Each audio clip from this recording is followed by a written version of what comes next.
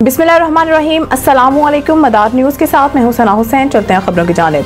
वफाकी काबीना ने ऑपरेशन अज़म इस्तेहकाम की मंजूरी दे दी। वज़ीर-ए-आज़म शहबाज शरीफ की ज़ेर सदारत वफाकी काबीना का इजलास हुआ, जिसमें काबीना ने नेशनल एक्शन प्लान के एपेक्स कमेटी के फैसलों की तौसीक की। ज़राए का कहना है कि काबीना ने एपेक्स कमेटी की जानिब से ऐलान किए जाने वाले ऑपरेशन अज़म इस्तेहकाम की भी मंजूरी दे दी। ज़राए के मुताबिक वज़ीर-ए-आज़म काबीना इजलास में कहा है कि ऑपरेशन अज़म इस्तेहकाम पर अबहम या कयास आराइयाँ हो रही हैं, लेकिन वाज़िया करदा ये ऑपरेशन दीगर ऑपरेशन की तरह नहीं है। ये इंटेलिजेंस बेस्ड ऑपरेशन होगा जिसमें किसी को कहीं मुंतकिल नहीं किया जाएगा। वज़ीर-ए-आज़म ने मज़ीद कहा है कि ये नेशनल एक्शन प्लान का तसलसल है और इसी को आगे लेकर चलना है। अज़म इस्तेहकाम ऑपरेशन में अवाम को किसी किस्म की परेशानी का सामना नहीं करना पड़ेगा, ना ही लोगों के घरों में कोई इस तरह की कार्रवाई की जाएगी।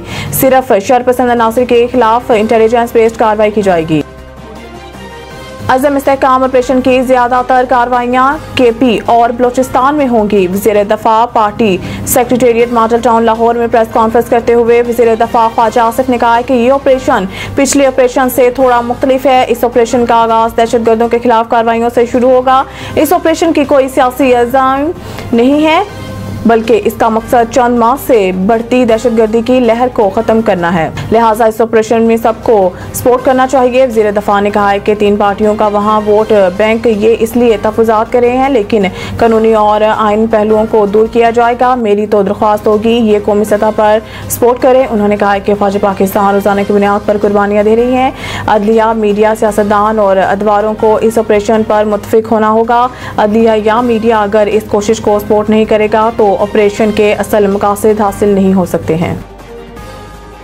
नैब और मईशत साथ नहीं चल सकते, हमने नैब को खत्म करना है। बिलावल कौमी असम्बली में इज़हार ख्याल करते हुए बिलावल भुट्टो जरदारी ने कहा है कि जब पीपल्स पार्टी ने हुकूमत की हमायत की तो एक मुआहदा किया जिसके तहत हुकूमत को बजट और PSDP हमारे साथ मिलकर बनाना था, मगर इस पर अमल नहीं किया गया। मिलकर बजट बनाते तो अच्छा होता। उन्होंने कहा है कि हुकूमत को बजट पर अपोजिशन से भी बात करके इनकी तजावीज़ लेनी चाहिए थी, इससे अच्छा तासर जाता। शहबाज शरीफ ने चार्टर ऑफ इकोनॉमी की बात की थी। पाकिस्तान का लॉन्ग टर्म मसला इसके बगैर हल नहीं होगा। ये चार्टर सबके मशवरे से बनाना होगा, कहीं से डिक्टेट नहीं होगा। हमें दुनिया को पैगाम देना होगा कि पाकिस्तान ने अपनी मैशत के लिए 20 साला प्लान बनाया है। चेयरमैन PPP ने अशिया पर सेल्स टैक्स जमा करने का अख्तियार सूबों को देने का मुतालबा करते हुए कहा है कि अगर सूबे हदफ हासिल नहीं करते तो अपने बजट से हदफ पूरा करेंगे।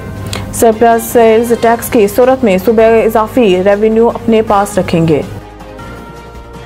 मखसूस नशिस्तें मतनासिब नुमाइंदगी के असूल से हटकर नहीं दी जा सकती। Supreme Court chief justice Pakistan Qazi Faez Isa की सरबराही में सुप्रीम कोर्ट के 13 रुकनी फुल कोर्ट ने सुन्नी इत्तेहाद कौंसिल के मखसूस नशिस्तों से मुतालिक केस की समाअत की, जिस दौरान सुन्नी इत्तेहाद कौंसिल के वकील फैसल सिद्दीकी ने दलाइल देते हुए कहा है कि कागजात नामजदगी में चेयरमैन की सुन्नी इत्तेहाद कौंसिल से वाबस्तगी जाहिर होती, मगर सुन्नी इत्तेहाद का निशान न मिलने पर चेयरमैन ने बतौर आज़ाद उम्मीदवार इंतखाबात लड़े। चीफ जस्टिस काजी फाइज़ी ने रिमार्क्स दिए, आपने हवा में बात की, ऐसे बयान नहीं दे सकते, आप दस्तावेजात दें। इस पर फैसल सिद्दीकी ने कहा कि ये दस्तावेजात भी दूंगा और इलेक्शन कमीशन भी कंफर्म कर देगा।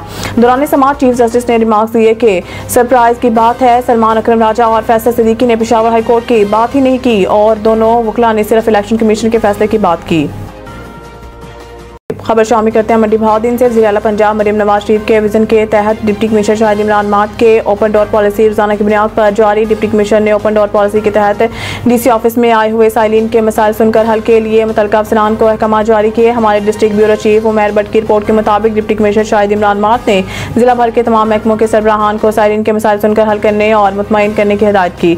वज़ीर आला पंजाब की खुसूसी हिदायत को मद्देनजर रखते हुए रोजाना सुबह 9 बजे से 12 बजे तक ओपन डोर पॉलिसी के तहत अवामुल नास के मसाइल हल किए जाते हैं। इनका कहना था कि अवामुल नास के मसाइल हल करना ज़िला इंतजामिया की अवली तरजीहात में शामिल है। ओपन डोर पॉलिसी के तहत मेरे दफ्तर के दरवाजे अवामुल नास के मसाइल हल करने के लिए हर वक्त खुले हैं। किसी भी शख्स को किसी भी ज़िले महकमा से शिकायत हो तो वो मुझसे बिला झिझक आकर मिल सकता है। मेरिट पर इसका मसला हल किया जाएगा।